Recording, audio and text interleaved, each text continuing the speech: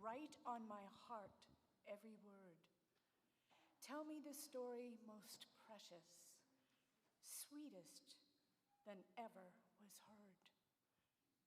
When we have met with the Lord and we've committed our lives to him, all that we can do is celebrate and proclaim that joy in our lives. Today we have Vanessa, Vaso, with us, and she's going to share her story. Thank you, Susan.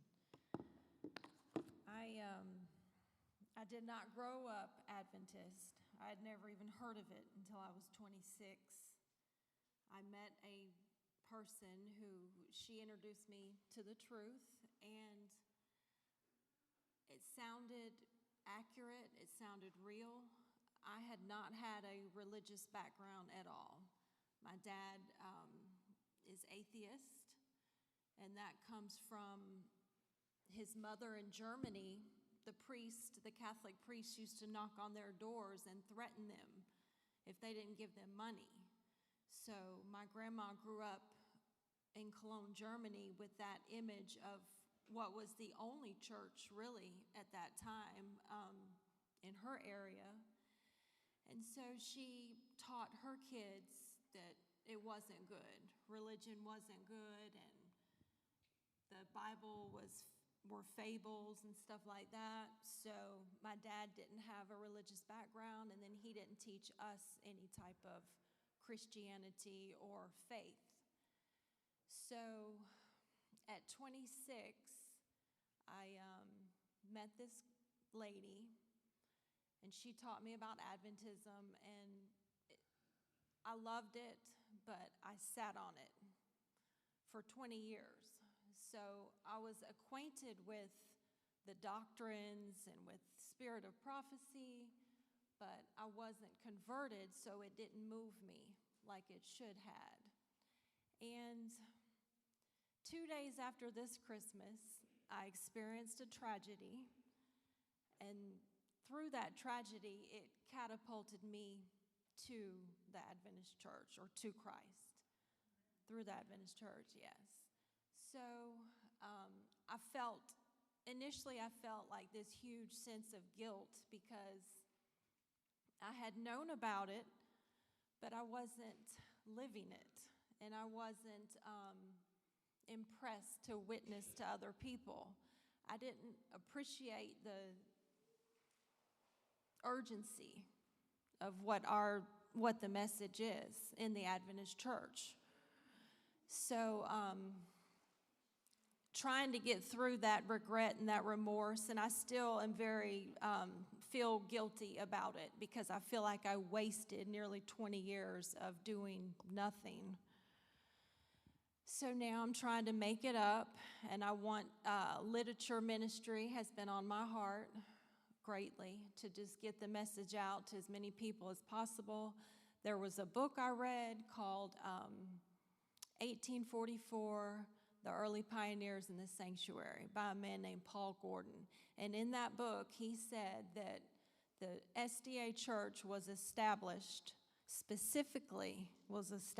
to give the last day message, the end time message to the world.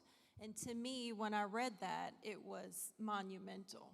It was super profound because it made sense. Like in 1844, that's why the church was founded, and that's why Christ gave Ellen White those prophecies, because we have to, the end of the world is here. I mean, it's here. We don't have any more time. So I want to I told him, I said, I want to redeem myself for all those decades that I knew about the truth, but wasn't converted, therefore I wasn't impressed to go witness to other people. But I told him, I said, if you give me whatever time you give me now up until close of probation, that I will do everything in my power to witness and to tell people about the truth and the three angels' message, and just make up for lost time.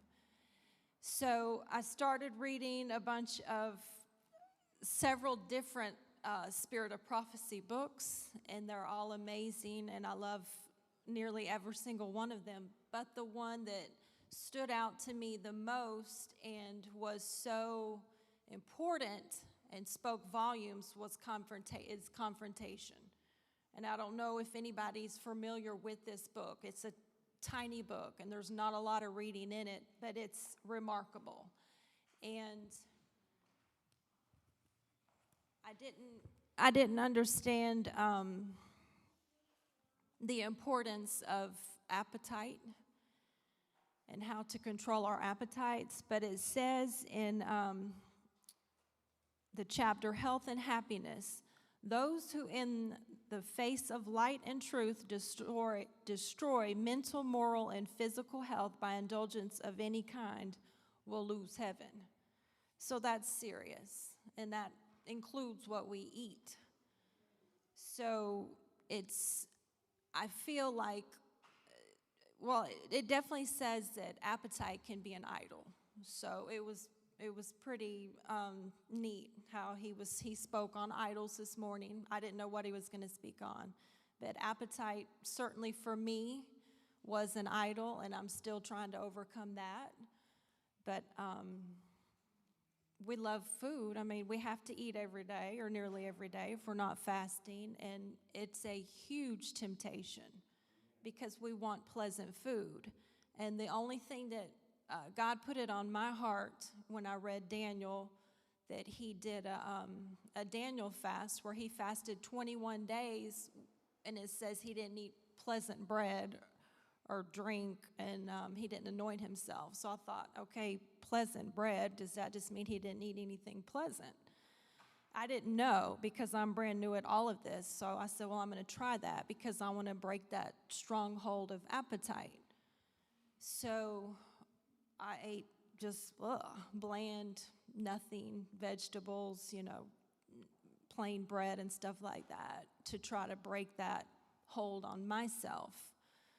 But being that we're at this time in history and we don't have much time left, I would urge any of you, if appetite does have a stronghold on you and you don't have the temperance and the self-control, not only to pray about it, but to fast, because that's super important, that we want to make sure we get sealed so that we can either come up in the first resurrection or make it through the time of trouble.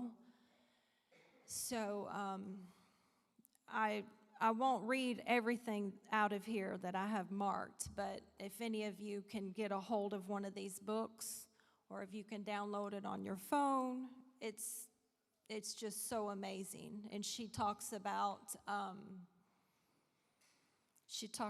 how Satan, the enemy, will come in through the churches, and he'll disguise himself. She calls it religious garb, but she talks about the social gatherings and festivals and picnics that the churches put on, and how that can be an enticement and can lure people in to overeat and to indulge, and we don't want to do that. So I've been convicted. I was scared after I read that. I was like, well, does that mean potluck as well? But she said that all these tempting foods are placed out there, and then it causes us to overeat, and then the enemy can work through that. So I have chosen not to eat at potluck because I do have a problem with self-control and overeating, and I don't want to, I feel like I'm participating or I'm going along with something that is against spirit of prophecy. So I guess that would be a personal conviction, but as of right now, because I'm so brand new at this and trying to understand it all, I don't go to potlucks, because it's such a temptation for me.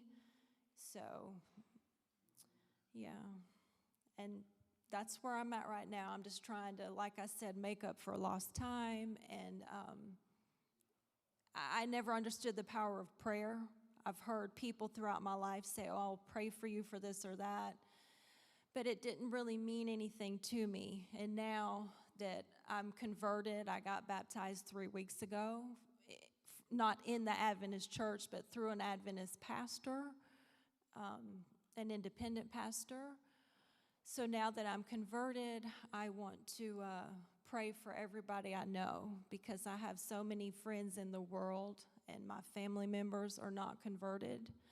But interestingly enough, the 19 and a half years ago that I met the lady who introduced me to Adventism, I was doing graduate studies in Omaha, Nebraska. So I was in Nebraska and my mom was in South Carolina. The same time she was teaching me about Adventism, an elderly man at her workplace was introducing her to Adventism. So she and I both, 2 different states, at the same time, we were learning about SDA. She sat on it as well and wasn't moved to get baptized or be converted, but she was acquainted with the writings. She is on fire now, today, ordering all the amazing facts, ordering spirit of prophecy. She keeps the Sabbath. And I'm just waiting for her to have like a full heart conversion, because she still, for 74 years, was in the world. So she still has a lot of worldly attributes and struggles with that. But she's made a lot of leeway.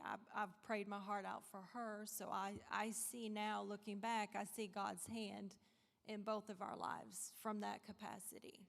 Yeah. And we're praying for my dad. And he has now switched positions from atheism to agnosticism, because he says, the atheists have it wrong, V. My family calls me V. He said, he said, they've got it wrong. He said, they say they know there's no God. He said, I don't know if there's a God or not. So he said, so I'm not atheist no longer. And I thought that was a little progress, and I was glad for that. So I don't know, is my time up? Okay.